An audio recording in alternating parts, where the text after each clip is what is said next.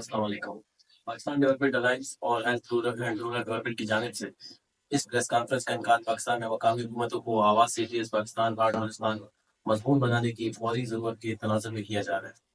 ہم civil society کی تنظیموں کے ساتھ آپ کے تعاون کا دل سے سراہتے ہیں اور امید رکھتے ہیں کہ آپ ہماری آواز عوام تک پہنچانے میں ہماری بھرپور معاونت کریں۔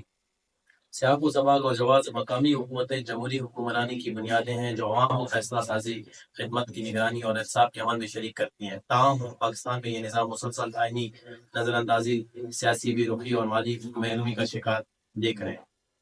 میں متفق مقامی حکومتوں کا قیام لازمی قرار دیا گیا، لیکن ان کے اختیارات، نائصات اور تحفظات کو واضح کرنے کے لیے آئین آرٹیکل 140 کو جامع آئینی باب شیڈولز موجود نہیں ہے۔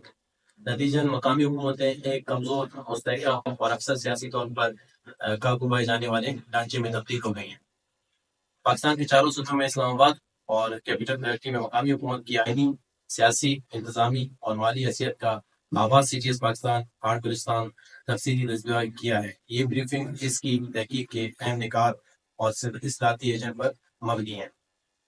مطالعے میں سب سے زیادہ تشویشناک انکشاف یہ ہے کہ مقامی حکومتیں کہ یہ آئین میں کوئی باقاعدہ باب شکل و مجاہد نہیں، صرف قیام کا ذکر کرتے ہیں۔ اختیارات مالی تحفظات کا آرٹیکل 140 کی ترمیم کے ذریعے اگرچہ اختیارات مرکز سے صوبے کو منتقل، لیکن مقامی حکمرانوں کو اس عمل سے باہر رکھا گیا۔